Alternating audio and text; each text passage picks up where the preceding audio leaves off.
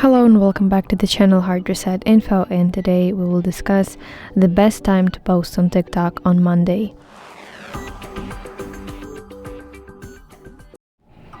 So there is no direct best time to post on TikTok, no matter what the day of the week it is, because TikTok's algorithm is highly personalized, and that means that TikTok shows the content to users based on their interests and behavior.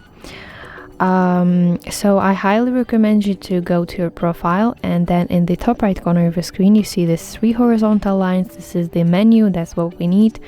And then you should access TikTok Studio, view all your analytics, and then go to section viewers.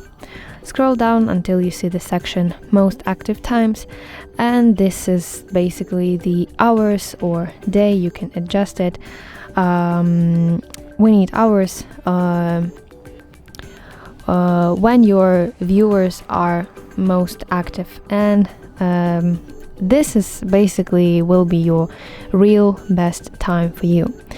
Also, we have video on our channel on how to analyze TikTok analytics, so if you are willing to gain some success on TikTok, if that makes sense, I highly recommend you to go and watch that video.